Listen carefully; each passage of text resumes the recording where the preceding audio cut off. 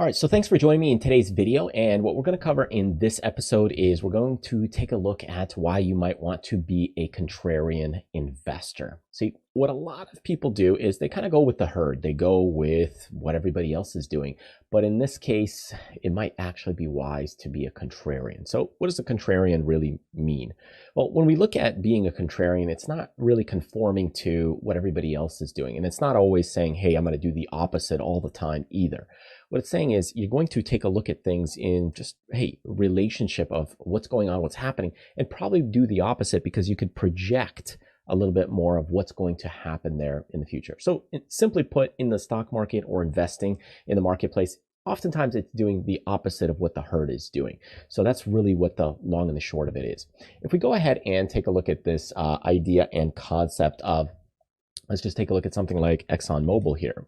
Okay, so in many cases, when you're going in and you're looking to become a contrarian, what you're doing is you're going to be doing opposite of what other people are doing. So let's say the herd or the mass amount of people, what they're doing in this case, as the market here is pulling back or the stock is pulling back, they're dumping and most people are selling. But what you're probably doing is looking to start buying up and nibbling on some shares. Okay, so let's say you're buying some shares around this price, and this price as the market or this stock is pulling back. Okay, eventually what's happening is, well, the stock continues to appreciate. So in a general sense, where most people are bullish or looking to be a long-term investor or looking to acquire shares at a lower price and sell at a higher price, you're looking to buy on those dips when everybody else is dumping or selling. In the same case that happened over here, where everybody was dumping and then you go ahead and actually buy into the shares, and then later on it went back and did just fine. Now this could have been just a one-off, meaning like a single trade that totally disrupted the chart. But point being is that as people are dumping right here, you are actually buying. So as they're selling, you are buying. And then with time, you're looking for appreciation. It's the same thing that happened just recently. So again, selling, a lot of selling pressure right here, where you could be looking to be a buyer. And then later on, things are going here. Now, if you're looking at the options market, this is where you might do things also in reverse. So let's say right now, here, as we take a look at this, well, now the market's actually, or this stock has popped quite a bit. So what did I do? I went ahead and recording a video for the course, actually, for one of the courses, I was actually selling call verticals. And I'll show you that trade here in just a second. And you don't have to have it trending down for a long time, just in the same way that when you're a buyer, it doesn't have to trend up for a long time. It actually could just trend in your favor for just a couple of days. But what you're doing here is, I'll just show you this ExxonMobil trade.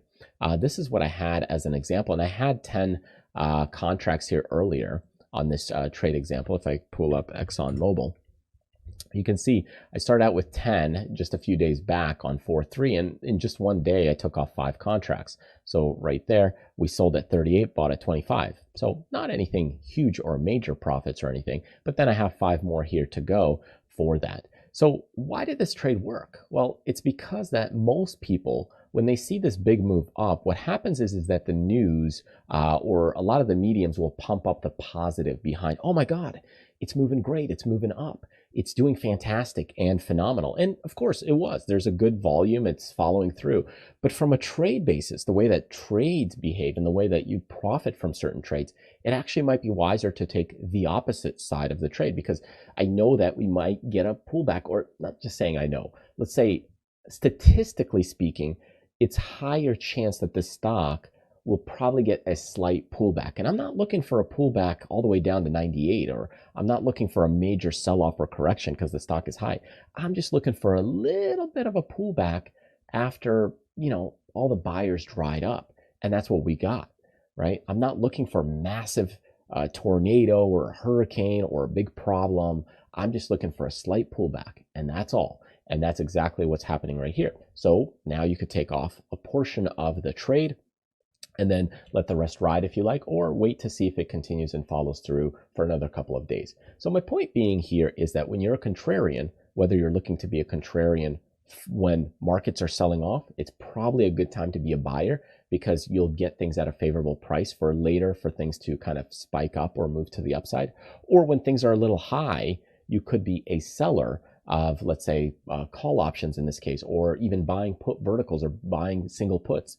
And then to get that movement in your favor, then you could go ahead and take that trade off. And you're not looking for massive trends for months or years at a time. You're looking for just simple movement to where you could take the trade off. That's what actively trading is about. And also investing is, as people are selling off, let's say we go into a weekly chart.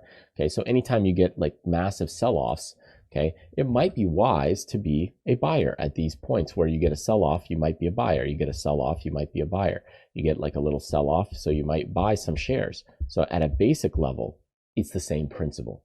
And if you're dealing with the options market, all you're doing is you're crafting strategies that are slightly different to make use of this type of strategy anyway. So being a contrarian, as you can see, when things are sold, it'll probably be a good time to start nibbling and buying.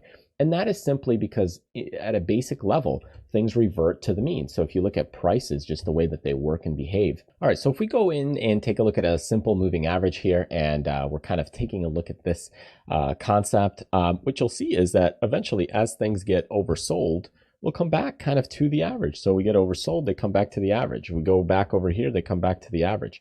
Most people are looking for a breakout away from the average, but that's what you're doing, is you're kind of looking and following at this moving average. Doesn't matter which stock you're looking for. Let's say we're looking for CVS here. And what you're doing is you're saying, okay, well, we're over here. As we pull back, this would be a good time to be a buyer somewhere here, because we know it's going to come back to the average. Now, again, we're here, we'll probably come back into the average. Whereas when we're up here, we'll probably pull back into the average.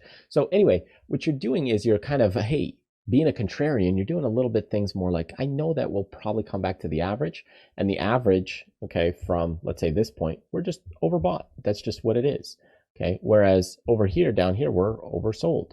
And as you see those things happening, you'll take advantage of those situations. So anyway, that's why it might be wise to be a contrarian in many cases as you do things. Now, I will warn you, be a little more careful when you do those things, because then you could be stacking more and more risk without taking profits or without watching your risk. So be a little more mindful that, hey, you don't just do opposite. If the whole trend is kind of going against you and just the market and everything's going against you, don't just continue to stack capital and, doing the opposite just because that's what I mentioned in the video. Instead, use logical sense, spread your capital, and of course, understand the strategies, how they work and behave to make things fit for you. But otherwise, being a contrarian in many market situations, conditions, price movements is going to be a good benefit for you if you understand how it works, the psychology and behavior, and block away kind of the fear aspect of getting into those positions at times when everybody else is selling. You feel like, hey, I probably should be selling as well. Take a step back. You might actually be the right time to be a buyer, because later on, as things reverse, that's when you'll capture and be creating a trade that's really good. And as a side note, oftentimes trades that are the hardest come out to becoming some of the best winners and successful trades as well. So the ones that are the hardest to make or execute or get into, it's probably actually going to work out fairly well later on in the future. All right, I hope that helps. Thanks for joining me in today's video, and appreciate it. And feel free to check out some of the courses and other material that I have available on our website at tradersfly.com.